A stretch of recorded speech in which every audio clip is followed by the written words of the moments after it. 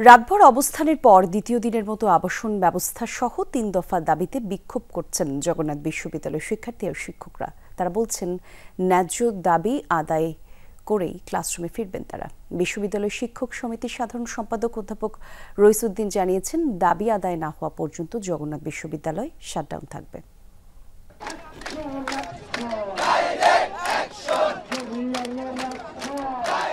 টানা ২ দিন ধরে ৩ দফা দাবিতে আন্দোলন করছেন জগন্নাথ বিশ্ববিদ্যালয়ের শিক্ষার্থী ও শিক্ষকরা। রাতভর আন্দোলনের পর বৃহস্পতিবার সকাল থেকে আন্দোলনের তীব্রতা আরও বাড়তে থাকে।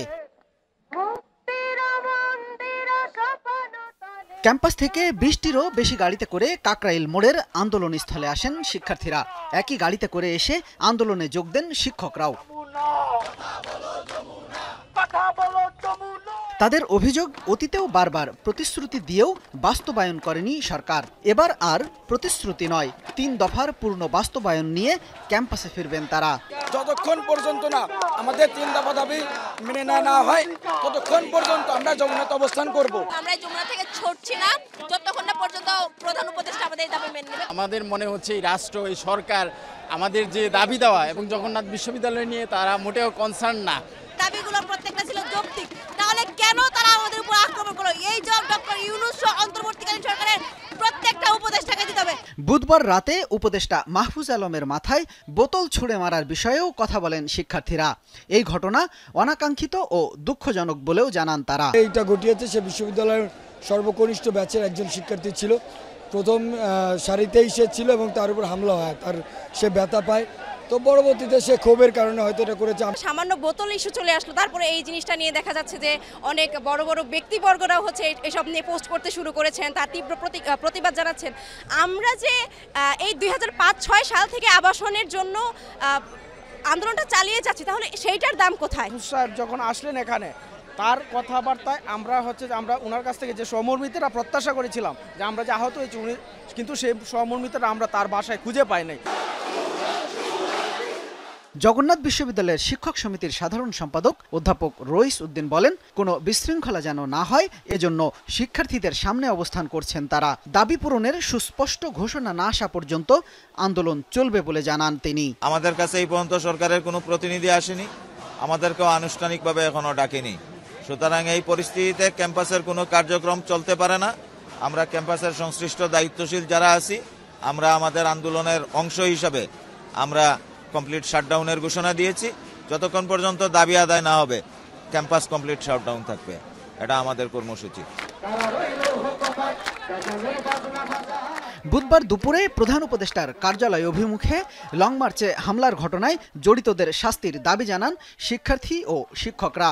সর্বমোট 4টি দাবি পূরণ না হওয়া পর্যন্ত কোনোভাবে রাজপথ ছাড়বেন না বলে ঘোষণা দেন তারা।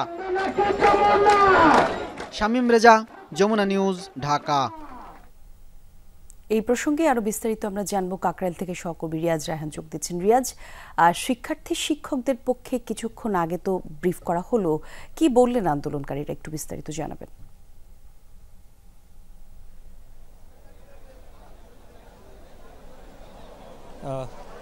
কিছুক্ষণ আগে বিশ্ববিদ্যালয়ের শিক্ষক সমিতির সাধারণ সম্পাদক ডক্টর রইসউদ্দিন তিনি সবশেষ আপডেট নিয়ে গণমাধ্যমের সঙ্গে কথা বলেছেন এবং তিনি সেখানে স্পষ্ট করে বলেছেন তাদের যে 3 দফা দাবি ছিল আগের, যেখানে বলা হচ্ছিল যে হল যে নির্মাণ, সে হল নির্মাণ হওয়া পর্যন্ত 70% শিক্ষার্থীদের 70% আবাসন ভাতা, পাশাপাশি দ্বিতীয় ক্যাম্পাস নির্মাণ এবং আরেকটা যে দাবি রয়েছে যে তাদের যে নিট যে বাজেট দিয়ে করা হয়েছিল বিশ্ববিদ্যালয় থেকে ৩০৬ কোটি টাকা, সেই বাজেটে যাতে কোনো ধরনের কাটছাট করা না হয় এবং পূর্ণাঙ্গ বাজেটে যাতে অনুমোদন করা হয়।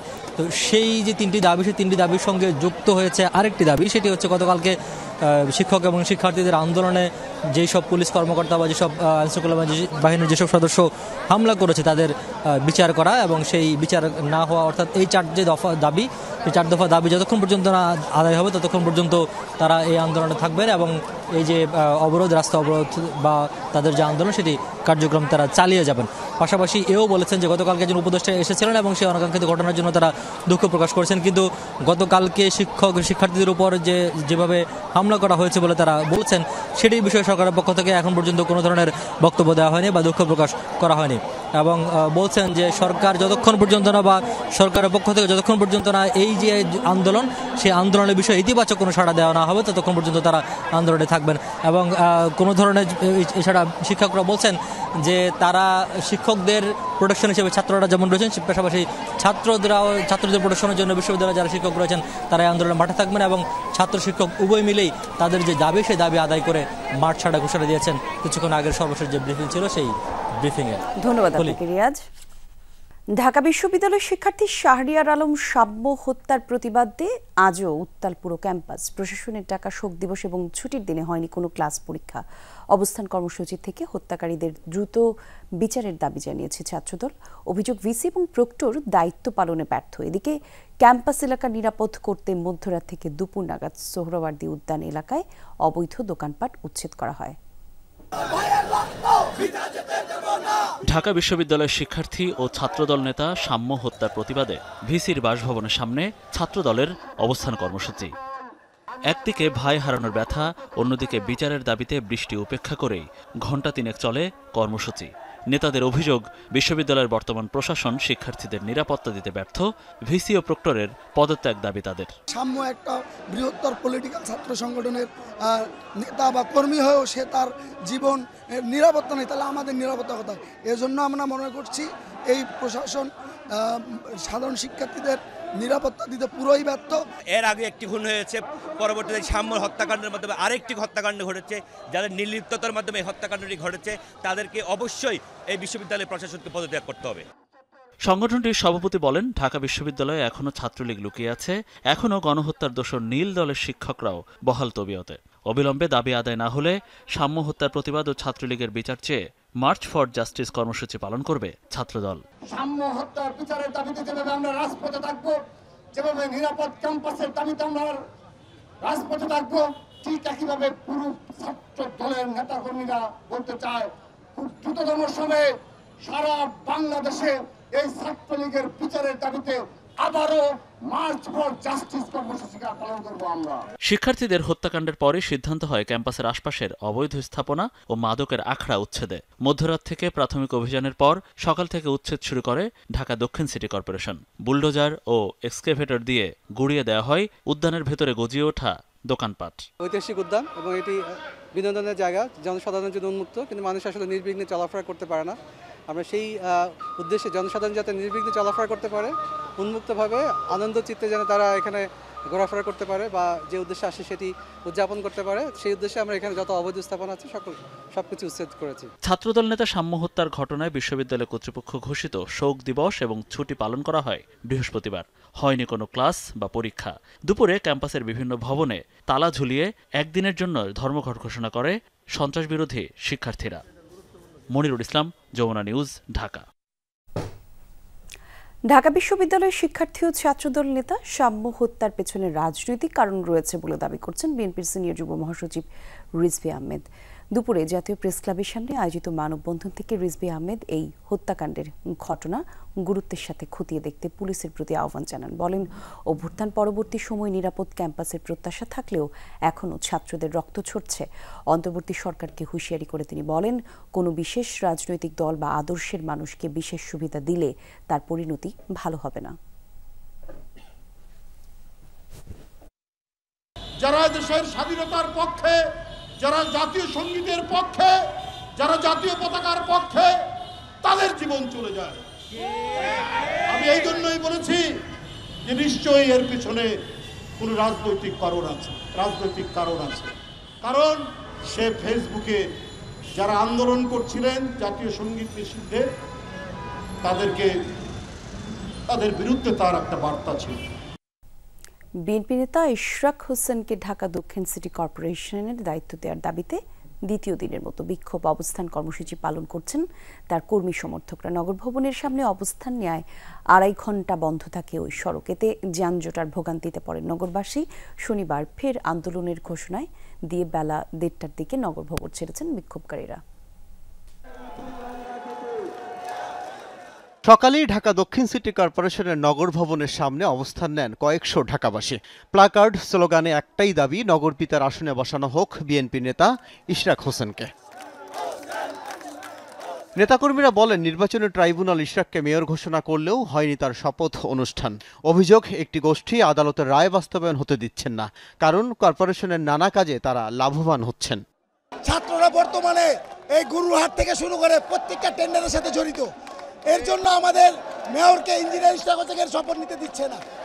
এখন দেখছি আমরা এই সরকার এখন তালবাহানা করছে। হাইকোর্টে রায় দিয়েছে, তারপরও গরিবসী করছে। কেন গরিবসী করছে? 2.5 ঘন্টা বিক্ষোভ শেষে সামনের সড়ক ছেড়ে নগর ভবনের লবিতে অস্থায়ী মঞ্চ বানিয়ে বক্তব্য দেন বক্তারা। বলেন, সরকার যদি এবারও শপথ পড়াতে গড়িমসি করে তাহলে আর অপেক্ষা করবেন না, তারা নিজেরাই মেয়রকে শপথ পড়িয়ে দায়িত্ব বুঝিয়ে দেবেন। আমরা আমাদের যে মেয়র তাকে শপথ বাক্য পাঠ করিয়ে অনেকে বিলম্বে তাকে মেয়র পদে অধিষ্ঠিত করা হোক। কিন্তু আমরা কি দেখেছি? আমরা দেখেছি বিগত আমলের এই ফ্যাসিস্ট হাসিনা সরকার আর এই সরকারের চরিত্র প্রায় কাছাকাছি। আন্দোলনের মাধ্যমে আমরা অকর্য করে দেব এবং আগামী দিনে এই সিটি কর্পোরেশনে আমরা নগরবাসীকে নিয়ে ট্যাক্স হাসনা বন্ধ করে দিতে বাধ্য হব। শনিবার সকাল 10টায় আবারও বিক্ষোভ কর্মসূচির ঘোষণা দিয়ে অবস্থানের ইতি টানেন বিক্ষোভকারীরা। বিক্ষোভ মিছিল করতে করতে আমরা প্রেস ক্লাবে যাব। প্রেস ক্লাব হয়ে আমরা সচিবালয় ঘুরে আবার এই ঢাকা দক্ষিণ সিটি কর্পোরেশনের এই স্থানে এসে আমরা আবারও কথা বলবো। আল আমিন হক অহন, যমুনা নিউজ, ঢাকা। জুলাই গণঅভ্যুত্থানে শহীদ পরিবার এবং আহত ছাত্র জনতার কল্যাণ ও পুনর্বাসন অধ্যাদেশ 2025-এর খসড়া ও নীতিগত চূড়ান্ত অনুমোদন দিয়েছে উপদেষ্টা পরিষদ। সেই সঙ্গে চূড়ান্ত অনুমোদন মিলেছে জাতীয় মুক্তিযোদ্ধা কাউন্সিল জামকের সংশোধিত অধ্যাদেশের খসড়াও।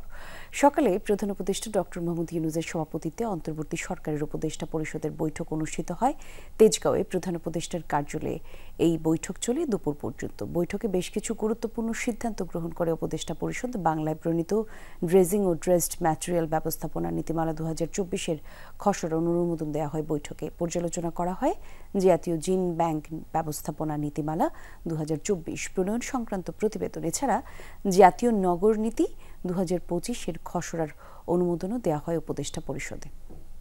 1 বছর বন্ধ থাকার পর জনশক্তি রপ্তানির অন্যতম বাজার মালয়েশিয়া আবার উন্মুক্ত হচ্ছে, তবে তা ধাপে ধাপে হবে। এরই অংশ হিসেবে প্রথম ধাপের জন্য 7,926 জনের তালিকা চূড়ান্তভাবে অনুমোদন করা হয়েছে। বিকেলে পুত্রজায়ারার দেশটির মানব সম্পদ উন্নয়ন এবং স্বরাষ্ট্র মন্ত্রণালয়ের সাথে বৈঠকের পর এই সিদ্ধান্তের কথা জানান প্রবাসী কল্যাণ ও বৈদেশিক কর্মসংস্থান উপদেষ্টা আসিফ নজরুল। তিনি আরও বলেন, সামনের দিনগুলিতে মালয়েশিয়ায় অনেক শ্রমিক নেবে, সেখানে বাংলাদেশি শ্রমিকদের সর্বোচ্চ অগ্রাধিকার দেওয়ার বিষয়ে দেশটির সরকার সম্মত হয়েছে। এছাড়া বাংলাদেশিদের মাল্টিপল ভিসা দেওয়ার ব্যাপারেও তারা ইতিবাচক বলে জানিয়েছেন তিনি। মালয়েশিয়ার সাথে শ্রমবাজার নিয়ে আলোচনা ফলপ্রসূ হয়েছে বলে জানিয়েছেন উপদেষ্টা। এর আগে বন্ধ শ্রমবাজার নিয়ে দ্বিপাক্ষিক বৈঠকে অংশ নিতে গত মঙ্গলবার দেশটিতে যান ডক্টর আসিফ নজরুল। আমরা অনেক আলোচনা করেছি, তো তারা বলেছে তারা ব্যাচ ওয়াইজ নিবে। তো প্রথম ব্যাচ হিসাবে 7,926 জনের তালিকা ওনারা চূড়ান্ত করেছেন এবং এটা খুব অল্প সময়ের মধ্যে ওনাদেরকে মালয়েশিয়াতে কাজ করার সুযোগ দেওয়া যাবে, এই প্রক্রিয়া শুরু করে দিয়েছেন ওনারা।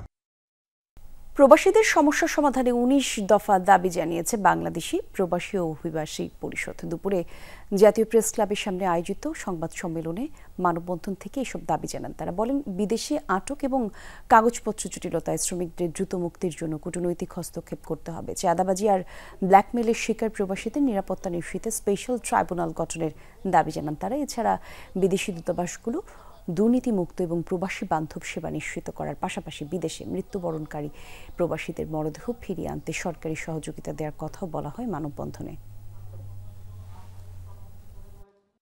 আকামা ভিসা সমস্যা থাকা শ্রমিকদের জন্য সাপোর্ট ফান্ড আইনি সহায়তা দিতে হবে। প্রবাসে জন্ম নেওয়া সন্তানদের জন্য দেশে শিক্ষার কোটা বৃত্তি ব্যবস্থা করতে হবে। প্রবাসীদের প্রতারণার শিকার ক্ষতিপূরণ আদায়ে প্রবাসী অভিযোগ ট্রাইব্যুনাল গঠন করতে হবে। দেশব্যাপী চলছে এনবিআর বিলুপ্তির অধ্যাদেশ বাতিলের দাবিতে আন্দোলন। থমকে গেছে রাজস্ব আদায় কার্যক্রম। কলম বিরতির কর্মসূচিতে অংশগ্রহণ করেছে রাজস্ব খাতের বিপুল সংখ্যক কর্মকর্তা কর্মচারী। সকাল 10টায় শুরু হওয়া এই কার্যক্রম চলে বিকেল 3টা পর্যন্ত। আন্দোলনরত কর্মকর্তারা জানিয়েছেন, শুধু বিলুপ্ত করলেই হবে না, টেকসই সংস্কার দরকার। এনবিআর বিলুপ্তির অধ্যাদেশ জারির পর দেশের বেশিরভাগ রাজস্ব দপ্তরের এমন চিত্র। থমকে গেছে অফিসিয়াল ও রাজস্ব আদায় কার্যক্রম।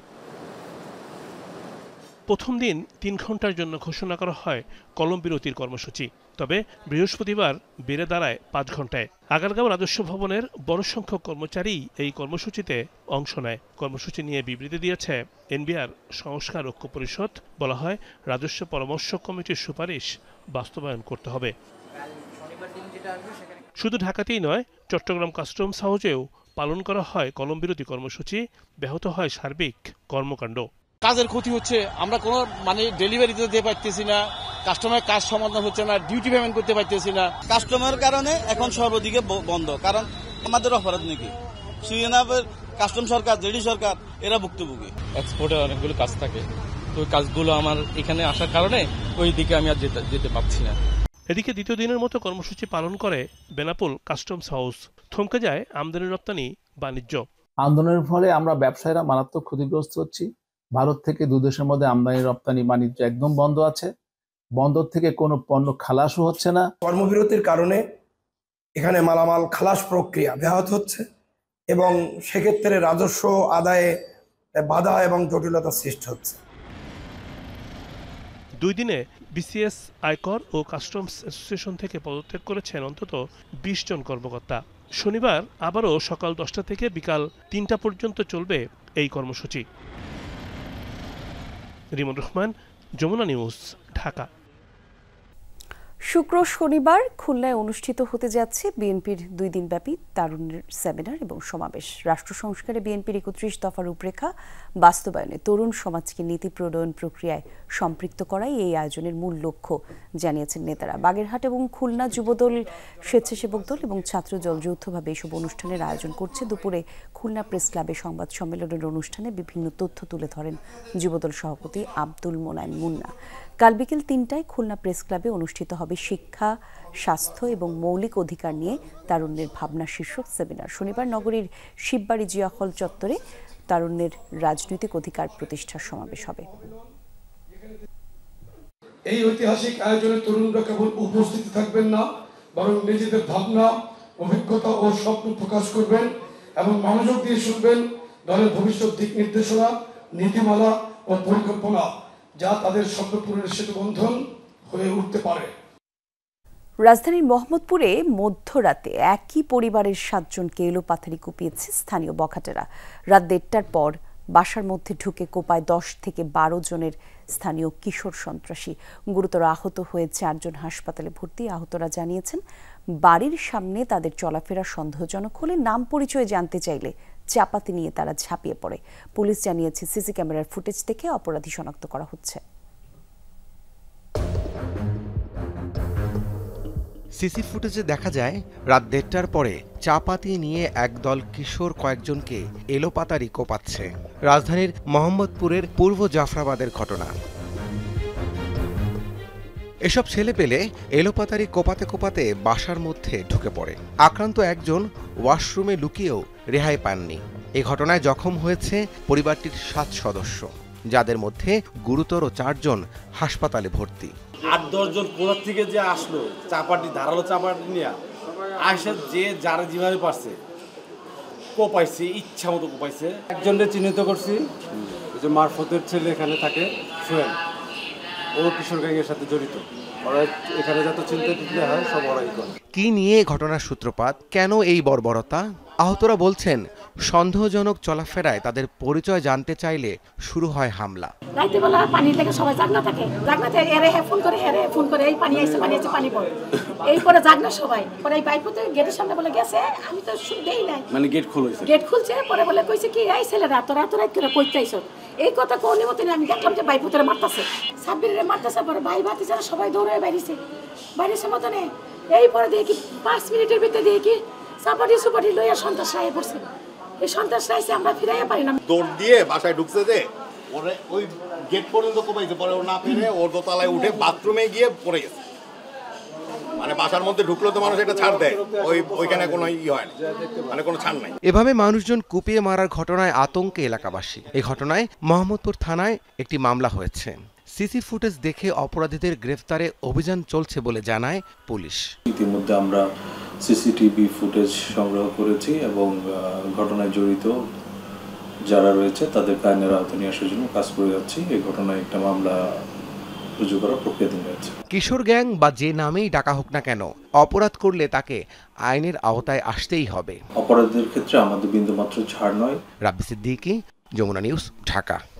সবার মধ্যে ঐকমত্য সৃষ্টি জাতীয় ঐকমত্য কমিশনের লক্ষ্য, যেন আগামী দিনগুলোতে দেশের রাজনীতির পথরেখা তৈরি করা সম্ভব হয়। একথা বলছেন কমিশনের সহসভাপতি ডক্টর আলী রিয়াজ। সকালে জাতীয় সংসদ ভবনের এলডি হলে বাংলাদেশ সমাজতান্ত্রিক দল বাসুদের সঙ্গে সংলাপে এসব কথা বলেন তিনি। আলী রিয়াজ আরও বলেন, ঐকমত্য সৃষ্টির দায়িত্ব কেবল কমিশনের নয়, দেশের মানুষের আকাঙ্ক্ষার প্রতিফলন ঘটাতেই রাজনৈতিক দলগুলোকে অগ্রসর হতে হবে।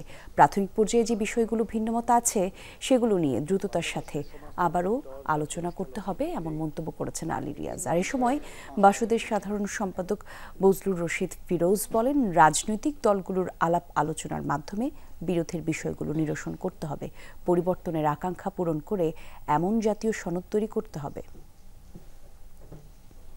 বিভিন্ন সংস্কার কমিশনের পাঠানো প্রতিবেদনে যে সমস্ত সুপারিশ আছে তার মধ্যে একটা ঐক্যমত্য তৈরি করা, যাতে করে বাংলাদেশের আগামী দিনগুলো রাজনীতির ক্ষেত্রে আমরা একটা পথরেখা তৈরি করতে পারি। পরিবর্তনের আকাঙ্ক্ষা নিয়ে এখানে অভ্যুত্থান সংগঠিত হয়েছে। আমরা মনে করি যে রাজনৈতিক দলগুলো দেশের শাসন প্রশাসন কাঠামোর মধ্যে যেমন পরিবর্তন লাগবে, রাজনৈতিক দলগুলোর মধ্যেও পরিবর্তন লাগবে। স্বাস্থ্যকর সংস্কার কমিশনের প্রতিবেদনের প্রস্তাবনা বাতিল এবং পুনঃ প্রতিবেদনের দাবি জানিয়েছে বাংলাদেশ ডিপ্লোমা মেডিকেল অ্যাসোসিয়েশন। সকালে জাতীয় প্রেস ক্লাবে এক সংবাদ সম্মেলনে এসব দাবি করেন তারা। ডিএমএফ ডিগ্রিধারীদের মেডিকেল অফিসার হিসেবে স্বীকৃতি প্রদান, উপসহকারী কমিউনিটি মেডিকেল অফিসারদের চাকরিতে 10ম গ্রেড বাস্তবায়নের দাবি করেন তারা। এছাড়াও ডিএমএফ চিকিৎসকদের বিএমডিসি থেকে পেশাগত রেজিস্ট্রেশন সনদ প্রদান বহাল রাখা কমিশনের প্রস্তাবনায় ডিপ্লোমা চিকিৎসকদের ইতিবাচকভাবে উপস্থাপন করা সহ নানা প্রস্তাবনা তুলে ধরা হয় সংবাদ সম্মেলন থেকে। বড়ই পরিতাপের বিষয়, স্বাস্থ্যখাত সংস্কার কমিশন তৃণমূল স্বাস্থ্যসেবায় যাদের ভূমিকা অনস্বীকার্য, তারা তাদের চৌকস দৃষ্টি এড়িয়েছেন। গ্রামীণ স্বাস্থ্যসেবায় যারা দিবানিশি শ্রম ঘাম দিয়ে সেবা প্রদান করেছেন, তাদের অবদানকে অস্বীকার করেছেন। 15 বছরে কয়েকটি গণমাধ্যমের সাংবাদিকতা সাধারণ মানুষের অধিকার হরণ করেছে, এমন মন্তব্য করেছেন প্রধান উপদেষ্টার প্রেস সচিব শফিকুল আলম। এই কার্যক্রমের জন্য দায়ীদের ক্ষমা চাওয়ার আহ্বান জানিয়েছেন তিনি। বলেন, তবেই আস্থা ফিরবে জনগণের। গণমাধ্যমের হালচাল বিষয়ক আলোচনায় বক্তারা বলেন, এখনও মগজে ফ্যাসিবাদের চর্চা এবং উস্কানিমূলক সংবাদের কারণে গণমাধ্যমের কার্যক্রম নিয়ে শঙ্কা রয়েই গেছে। 5 আগস্টের গণঅভ্যুত্থান পরবর্তী গণমাধ্যমের হালচাল নিয়ে আলোচনা। ফ্যাসিবাদ মুক্ত গণমাধ্যম চাইয়ের ব্যানারে প্রেস ক্লাবে এমন আয়োজন। যারা জুলাই স্পিরিটকে ধারণ করে বিভিন্ন কার্যক্রম পরিচালনা করে আসছিল। গণঅভ্যুত্থান পরবর্তী সময়ে বেশ কয়েকটি গণমাধ্যমের কার্যক্রম নিয়ে অসন্তোষ প্রকাশ করেন বক্তারা। তেল দেয়া, তাদের গুণগান করা, তাদের তোষামোদি করা ছিল গণমাধ্যমের কাজ। এ সময় পিআইবির মহাপরিচালক বলেন, দীর্ঘদিন ধরে মিডিয়া ইঞ্জিনিয়ারিং হয়েছে, ফ্যাসিবাদী কাঠামো এখনো সক্রিয়। অন্তর্বর্তী সরকার ব্যবস্থা অস্থিরতায় ফেলতে একটি গোষ্ঠী কাজ করে যাচ্ছে বলেও জানান তিনি। ফ্যাসিবাদী কাঠামো যদি বিলোপ না করেন, আপনি কিসের উপর সংস্কারের খুঁটি পত্তন করবেন? আপনার ভীতি তো ভেজালে আছে। বাংলাদেশে কোনো নরম পন্থা কাজ করছে না। ফ্যাসিবাদী পন্থায় ফ্যাসিবাদী সরকার যেভাবে আন্দোলনকে ট্রিট করতো সেভাবে ট্রিট না করলে কেউ কথা শুনছেন, বুঝতেও চাচ্ছে না। তার মানে আমরাও একই পদ্ধতিতে অভ্যস্ত হয়ে গেছি। ফ্যাসিবাদ তো একটা মানসিকতা, এটা তো অমুক ব্যক্তি তমুক ব্যক্তি না। প্রধান উপদেষ্টার প্রেস সচিব শফিকুল আলম বলেন, 15 বছরে মানুষের অধিকার হরণ করেছে সাংবাদিকতা। যারা এজন্য দায়ী তাদের ক্ষমা চাইতে হবে। সাংবাদিকতায় তৈরি করতে হবে নতুন অর্থনৈতিক কাঠামো। জার্নালিজম গত 15 বছরে বাংলাদেশের মানুষকে অধিকার হরণ করেছে। আমি এইটা বলতে হবে যে না আমার এই অধিকার হরণ করেছে, আই এম সরি, আপনাকে এই সরি বলতে হবে, নতুবা আপনাকে অন্তত নিজের মধ্যে ইন্টারনাল একটা কমিশন করে বলতে হবে যে না আমি এই সময় এই জায়গায় আমার জার্নালিজমের ফেলিউর ছিল। এই জায়গাটা খুব ইম্পর্টেন্ট, এটা আপনার বলতে হবে যাতে আপনি নতুন শুরু করতে পারেন ভালোভাবে, মানুষ যাতে আপনার উপরে আবার ট্রাস্টটা ফিরে পায়। শফিকুল আলম আরও বলেন, গণমাধ্যমের অধিকার ও স্বাধীনতা বজায় রাখতে কাজ করছে অন্তর্বর্তী সরকার। সেই সাথে গণমাধ্যমকে সোশ্যাল মিডিয়া গাইডলাইন অনুসরণের আহ্বান জানান তিনি। সোশ্যাল মিডিয়া গাইড প্রত্যেকটা নিউজ পেপারে লাগবে, প্রত্যেকটা মিডিয়ার লাগবে। আপনার সাংবাদিক কি লিখছেন, আপনার সাংবাদিক যেটা লিখছেন সেটা কি আপনি কি ওন করেন কিনা, আপনার সাংবাদিক যে মতামত দিচ্ছেন সেটা কি আসলে নিউজ পেপারের মতামত কিনা। অপতথ্য মোকাবেলা ও সাংবাদিকদের পেশাগত চর্চা বৃদ্ধিতে আরও সক্রিয় হতে অনুরোধ করেন বক্তারা। নতুন বাংলাদেশে মিডিয়া ফ্রিডম সবার জন্য থাকুক। আহমেদ রেজা, যমুনা নিউজ, ঢাকা। নানা সুযোগ সুবিধা নিয়েও মোবাইল অপারেটররা ইন্টারনেটের দাম কমাচ্ছে না, আর এই বিষয়ে কার্যকর ব্যবস্থা নিতে ব্যর্থ হলে তাদের দেয়া সুবিধা কাটছাটের হুঁশিয়ারি দিয়েছেন প্রধান উপদেষ্টার বিশেষ সহকারী ফয়েজ আহমেদ তৈয়ব। বলেন, বকেয়া আদায়ে কঠোর হবে সরকার। বিশ্ব টেলিযোগাযোগ এবং তথ্য সংঘ দিবস আয়োজনে উপলক্ষে আয়োজিত সংবাদ সম্মেলনে এসব কথা বলেছেন তিনি। কম দামে মানসম্পন্ন ইন্টারনেট সেবা পৌঁছে দিতে চাই এবং সেই প্রশ্নে আমরা অনড় থাকব। মোবাইল ইন্টারনেটের দাম কমানোর বিষয়ে এভাবেই সরকারের অনড় অবস্থানের কথা জানান প্রধান উপদেষ্টার ডাক, টেলিযোগাযোগ ও তথ্য প্রযুক্তি বিষয়ক বিশেষ সহকারী ফয়েজ আহমেদ তৈয়ব। ব্যান্ডউইথের যৌক্তিক মূল্য হ্রাস, ট্রান্সমিশনের খরচ কমিয়ে আনার পাশাপাশি DWDM স্থাপনের অনুমতি সহ একাধিক নীতি সুবিধা দেওয়া সত্ত্বেও মোবাইল ইন্টারনেটের দাম না কমায় ক্ষোভ প্রকাশ করেন তিনি। মোবাইল অপারেটররা ইন্টারনেট সেবার দাম না কমালে সেবার মান ও প্রদত্ত সুবিধা নিয়ে দ্বিপাক্ষিক চুক্তি পুনর্বিবেচনা করা হবে বলেও সতর্ক করেন প্রধান উপদেষ্টার বিশেষ সহকারী। দাম কমানোর পর্যাপ্ত রেগুলেটরি এবং বাস্তবিক উদ্যোগ নেওয়া হয়েছে। স্টেক হোল্ডাররা পার্টিসিপেট করেছেন, যারা এখনো পার্টিসিপেট করেন নাই তাদেরকে পার্টিসিপেট করানো উচিত। আর যদি তারা আমাদেরকে ওখানে কোঅপারেট না করেন তাহলে তাদের সাথে আমাদের যে দ্বিপাক্ষিক যে নেগোসিয়েশনগুলো আছে সেই নেগোসিয়েশনগুলো আমরা আলোচনার টেবিলে আনবো। সেখানে আনসেটেলড কিছু ডিউ আছে, সেই আলোচনার টেবিলে চলে আসবে। আগামী মাসে নতুন লাইসেন্সিং নীতিমালা আসবে। 1 জুলাই থেকে ইন্টারনেটের দাম কমানোর পথে বুক বিল্ডিং বাধা দূর করা হবে বলে উল্লেখ করেন তিনি। এছাড়া শীঘ্রই টেলিযোগাযোগ আইন 2010 বাতিল করে পুনরায় 2001 সালের আইন বহাল রাখার উদ্যোগ নেওয়া হচ্ছে বলেও জানান প্রধান উপদেষ্টার বিশেষ সহকারী। আমরা জুন এবং জুলাইয়ের মধ্যে সিগনিফিক্যান্টলি টেলিযোগাযোগ আইন 2001 নিয়ে কাজ করব। সেখানে 2006 কিংবা 2010 সালে যে অ্যামেন্ডমেন্টগুলো নিয়েছে সেগুলো নিয়েও আমরা কাজ করবো। তো আমাদের মধ্যে প্রাথমিক একটা আন্ডারস্ট্যান্ডিং এরকম আছে, হয়তো আমরা প্রথমে 2010-এর যে অ্যামেন্ডমেন্টটা আছে সেটাকে রিকল করব, রিকল করে এটাকে 2001-এ নিয়ে যাব, তারপর 2001-এর উপর কাজ করব। বুধবার গ্রামীণফোনের প্রায় ঘণ্টাব্যাপী 4G নেটওয়ার্ক কেন বন্ধ ছিল সে বিষয়ে অপারেটরটির কাছে ব্যাখ্যা চাওয়া হয়েছে বলেও জানান বিটিআরসির চেয়ারম্যান।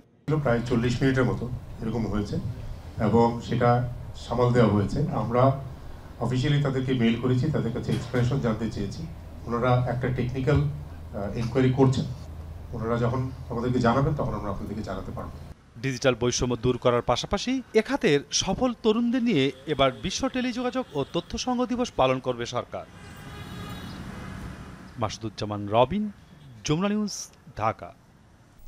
মৌলভীবাজারের কুলাউড়া উপজেলার মুরুইছড়া সীমান্ত দিয়ে আবারও 14 জনকে পুশিন করেছে বিএসএফ। সকালে সীমান্ত এলাকা থেকে তাদের আটক করে বিজিবি। এর মধ্যে 4 শিশু, 6 জন নারী এবং 4 জন পুরুষ রয়েছে। প্রাথমিকভাবে ধারণা তারা সবাই বাংলাদেশি। পরিচয় নিশ্চিত করতে জিজ্ঞাসাবাদ করছে বিজিবি। গেল কয়েকদিনে মৌলভীবাজারের কমলগঞ্জ সীমান্ত দিয়ে 15 জন এবং বড়লেখা উপজেলার সীমান্ত দিয়ে 2 দফায় 103 জনকে পুশিন করেছে ভারতীয় সীমান্তরক্ষী বাহিনী।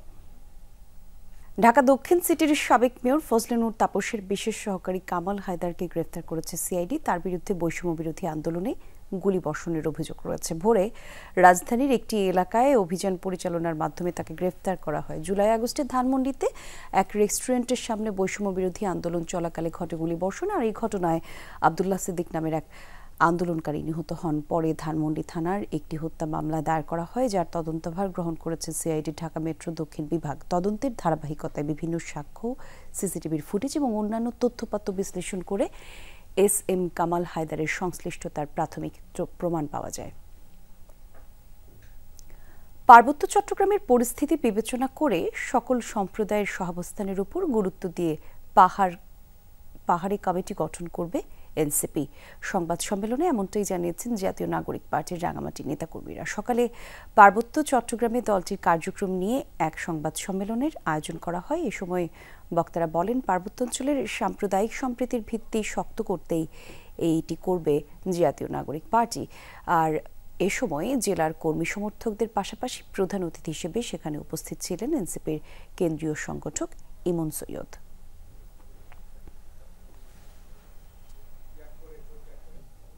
তিন দিনব্যাপী 15তম আন্তর্জাতিক পর্যটন মেলা শুরু হয়েছে চট্টগ্রামে। সকালে জিএসসি মোড়ে পেনিনসুলা হোটেলে এই মেলার উদ্বোধন করেন city mayor doctor Shahadat Hossain. উদ্বোধন অনুষ্ঠানে তিনি বলেন, সিভিল এভিয়েশন থেকে পর্যটন শিল্পকে আলাদা করা না গেলে এই খাতের উন্নয়ন সম্ভব নয়। পার্শ্ববর্তী দেশগুলো পর্যটন খাতে এগিয়ে গেলেও পরিকল্পনার অভাবে বাংলাদেশ অনেক পিছিয়ে মন্তব্য করেছেন মেয়র।